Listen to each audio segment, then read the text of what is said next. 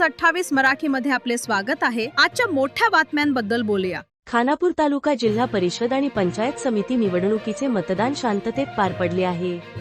सांगली जिल्हा तालुका खानापूर तालुक्यात सकाळी 7:30 वाजता सुरू झालेल्या मतदान प्रक्रियेला मतदारांचा समाधानकारक प्रतिसाद मिळाल्याचे चित्र पाहायला मिळाले। तालुक्यातील 4 जिल्हा परिषद गट व 8 पंचायत समिती गणातील गावांमधील मतदान केंद्रांवर कोणताही अनुचित प्रकार घडला नसून मतदान प्रक्रिया पूर्णपणे शांततेत पार पडली आहे। दुपारी 3 वाजेपर्यंत बहुतांश गावांमध्ये मतदानाचा टक्का लक्षणीय वाढलेला दिसून आला। महिला, पुरुष, ज्येष्ठ नागरिकांसह तरुण मतदार मोठ्या संख्येने मतदानासाठी बाहेर पडल्याने मतदान केंद्रांवर उत्साहाचे वातावरण होते। 4ही गट आणि गणामध्ये दुपारनंतर मतदानाचा वेग अधिक वाढल्याचे दिसून आले। गावांमध्येही टप्प्याटप्प्याने मतदानात वाढ होत गेली।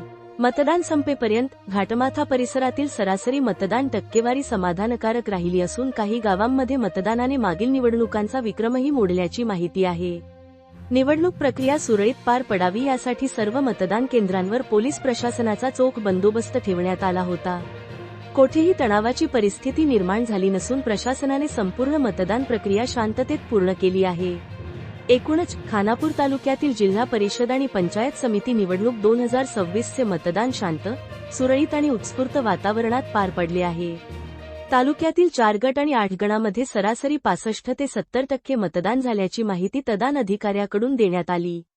इंडिया न्यूज 28 पुणे विभाग प्रमुख दिलीप गायकवाडची रिपोर्ट। नमस्कार। जिल्हा परिषद आणि पंचायत समितीची निवडणूक चुरशीची होताना दिसत आहे। पडशी गावातील नागरिक, महिला, पुरुष मोठ्या प्रमाणात आपण बघू शकता की सकाळपासून इथं मतदानासाठी रांग लागलेली दिसते।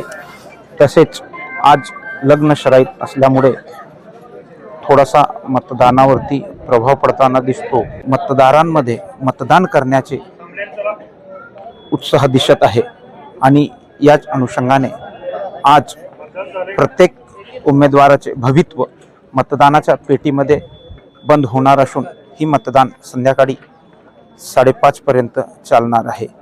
तरी या मतदानामध्ये काय होणार हे आपल्याला 9 तारखेला कळेल। मी दिलीप गायकवाड, इंडिया न्यूज 28 पुणे विभाग प्रमुख।